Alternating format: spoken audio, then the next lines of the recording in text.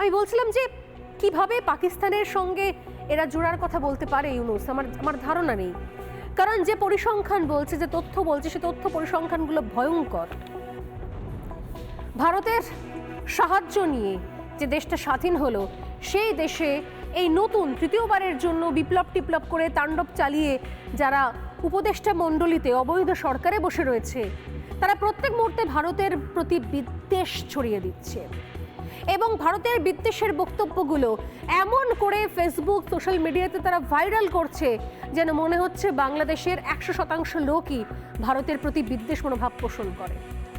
সত্যি কি তাই জানি না আমরা, কারণ নির্দিষ্ট কিছু অংশের মানুষ তারা কট্টরপন্থী, তারা উগ্র মৌলবাদী এবং তারা চায়, এখনো পর্যন্ত চায় ওই রাজাকারদের মতো, যে রাজাকাররা মুক্তিযোদ্ধাদের পিছনে ছোড়া মেরেছিল, যে রাজাকাররা খান সেনাদের সাহায্য করেছিল যখন খান সেনারা বাড়ি বাড়ি থেকে মেয়েদের মান সম্মান ইজ্জত নিয়ে খেলা করেছিল, একের পর এক গণধর্ষণ চালিয়েছিল, 95% মহিলা গর্ভবতী হয়েছিলেন খান সেনাদের জন্য।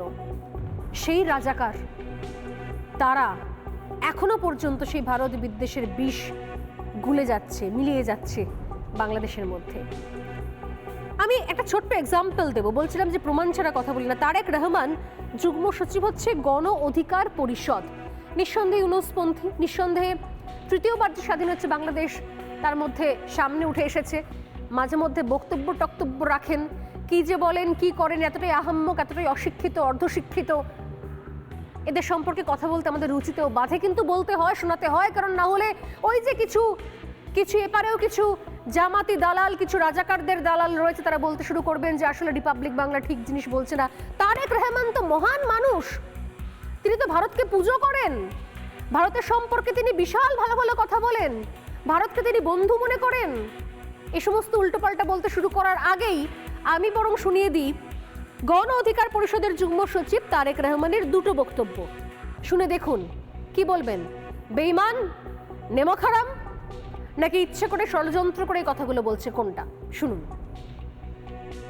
মাঝে মাঝে বলি না 26 লাখ ভারতীয়, এগুলো কোথায়? একটা একটা করে ইন্ডিয়ানকে ধরে লাথি মেরে ইন্ডিয়ার সীমান্তে ঢুকাই দিয়ে আসতে হবে। গতদিন স্বরাষ্ট্র দপ্তর থেকে বলা হয়েছে 10 লাখ বিদেশি বাংলাদেশে অবৈধভাবে কাজ করে। এটা কি আমেরিকানরা অবৈধভাবে কাজ করে? রাশিয়ানরা কাজ করে? কারা কাজ করে? ভারতীয়রা কাজ করে। দেখেন, 10 লাখ ভারতীয় বাংলাদেশে অবৈধভাবে কাজ করে, এর অর্থ কি? অবৈধভাবে কাজ করলে কি হয়? এরা যে ইনকাম করবে এর উপর কোনো ট্যাক্স আরোপ হবে না, এরা যে টাকা পাঠাবে সেটা কোনো লিস্টেড হবে না, ব্যাগে করে লাগেজে করে টাকা নিয়ে যাবে। এটা যে বাংলাদেশকে কতটুকু ভিতর থেকে খেয়ে ফেলে তা আমি বোঝাতে পারবো না। আমরা আসলে ভারতের সাথে বন্ধুত্ব চাই, আমরা ভারতের সঙ্গে কোনো বন্ধুত্ব চাই না। আপনি এই ধরনের বক্তব্য দিতে পারেন না, এটা কোনো শর্ত শুদ্ধ না। আচ্ছা না আচ্ছা, আমরা ভারতের সাথে অবশ্যই শত্রুতা চাই না, শত্রুতা চাই, যে অবস্থা আমরা সত্যতাই চাই, বন্ধুত্ব চাই না। আপনি এই ধরনের বক্তব্য দিন। আচ্ছা দাঁড়ান, এই ব্যানারে একটা দায় আছে না, আপনি কথা বলেন না, এটা আপনি এই ব্যানারে এই বক্তব্য দিতে পারবেন না। আপনি তারেক ভাই আমার কোনো বক্তব্য চেতে গিয়েছে।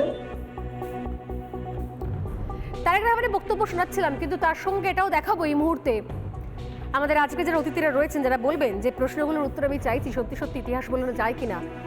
এই তারেক রহমানরা এরা কারা, কি এদের ব্যাকগ্রাউন্ড, এরা কি করেছেন, দেশকে স্বাধীন করার জন্য এদের অবদানটা কি? কোনো অবদান আছে? আমি জানতে চাই আজকে তারেক রহমানের পরিবারের কোনো অবদান রয়েছে? তারেক রহমানের পরিবারের মধ্যে কোনো মুক্তিযোদ্ধা রয়েছেন কি? তারেক রহমান কে, কি তার ব্যাকগ্রাউন্ড, তার বাড়ির লোকজন তাকে কখনো আদেও শিখিয়েছেন যে মুক্তিযোদ্ধারা কারা এবং মুক্তিযুদ্ধে কি হয়েছিল? আমি জানি না, কখনো সুযোগ হলে হয়তো তারেক রহমানকে জিজ্ঞাসা করব আমি, দাদা আপনার পরিবারে কোনো মুক্তিযোদ্ধা কোনোদিনও কোনো কালে ছিল কি?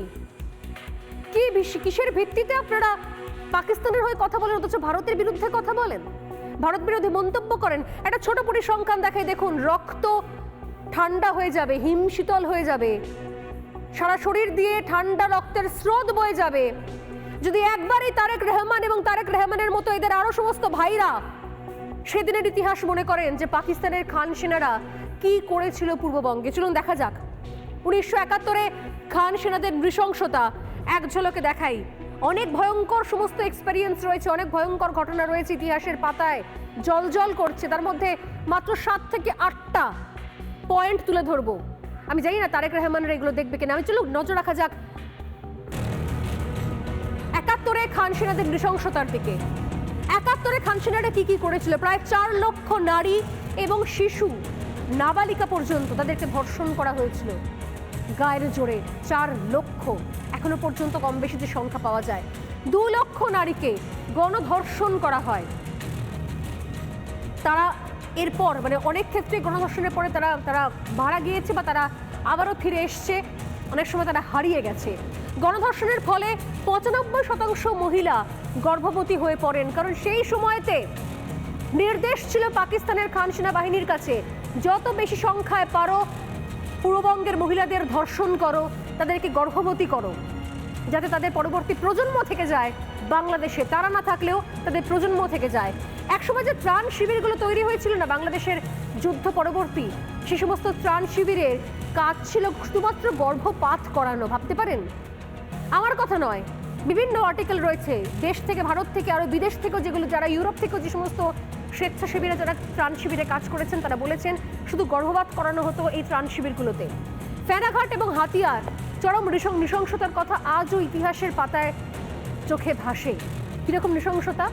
পরিবারের মধ্যে প্রকাশ্যে বাড়ির মেয়েদের, স্ত্রীদের, মায়েদের গণধর্ষণ করা হয়েছে। কাদের সামনে? পুরুষদের সামনে। বাড়ির বাবা, কাকা, পুরুষদের সামনে প্রকাশ্যে স্ত্রীদের গণধর্ষণ করা হয়েছে। ভয়ঙ্কর সমস্ত ঘটনা একটার পর একটা সামনে। নানা ধরনের কন্টেন্ট দেখার জন্য লাইক করুন, শেয়ার করুন আমাদের ফেসবুক পেজ, সাবস্ক্রাইব করুন আমাদের ইউটিউব চ্যানেল। পাশাপাশি অন্যান্য ব্রেকিং নিউজের জন্য অবশ্যই চোখ রাখুন রিপাবলিক বাংলায়।